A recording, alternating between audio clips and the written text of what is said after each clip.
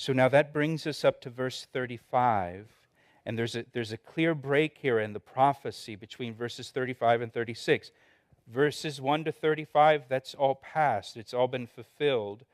Verse 36 to verse 45, it's all future.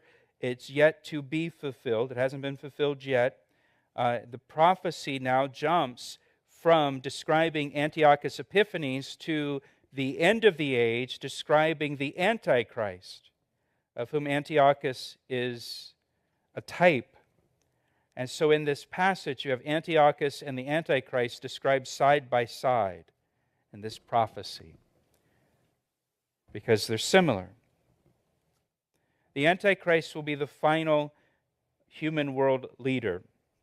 And all of the evil rulers that we've read about here in chapter 11, including Antiochus, they all point to this final, ultimate world leader. And they all pale in comparison to this leader who will come and the wickedness of this leader who will come that is known as the Antichrist. And this passage tells us several details about the Antichrist.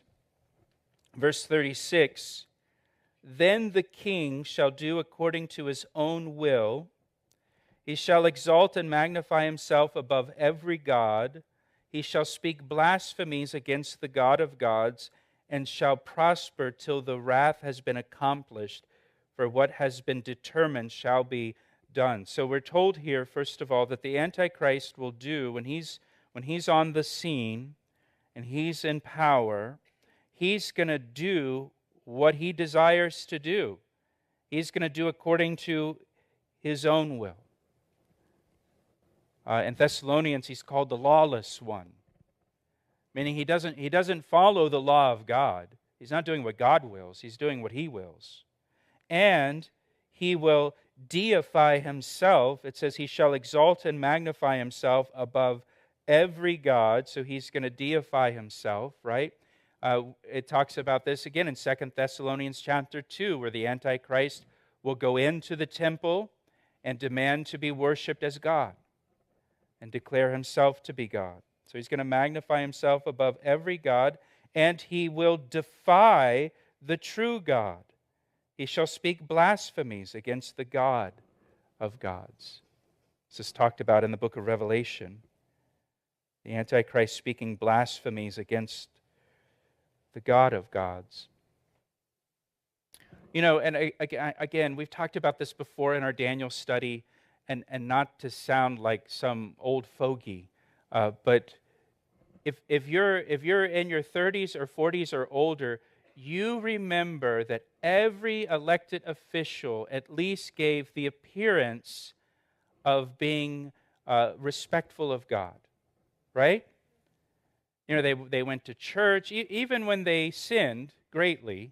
The next Sunday, remember Bill Clinton going to church with his Bible under his arm, right? Everybody gives, every political leader up until recently at least gave the appearance of having some kind of reverence for God. And things have changed very rapidly in the world, haven't they? Where now you have leaders that give no reverence to God. And what we're told about the Antichrist is he's going to come on the scene and he's going to blaspheme the God of gods. This is where things are going to go in the world.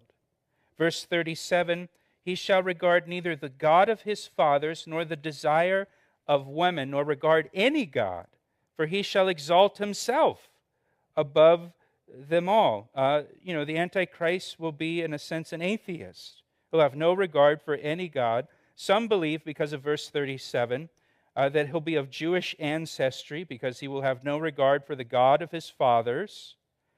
So that might mean that he's Jewish, but just has no regard for the God of the Jews. Nor the desire of women. Now, there's kind of two interpretations for this. The desire of Jewish women was to give birth to the Messiah. So it could be that he has no desire, he has no respect for Jesus Christ either. The desire of women. Or it could mean that he's a homosexual. That's how some people take that.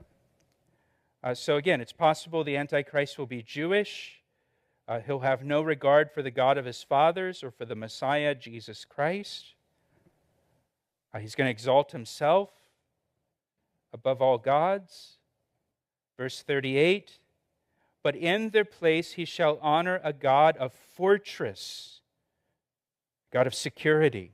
That's going to be his God. Strength. And a God which his fathers did not know, he shall honor with gold and silver, with precious stones and pleasant things.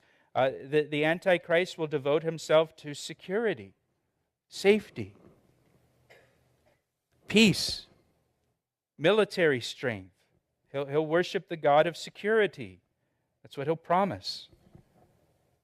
Verse 39, thus he shall act against the strongest fortresses with a foreign god, which he shall acknowledge and advance its glory, and he shall cause them to rule over many and divide the land for gain. He's going to attack the strongest nations.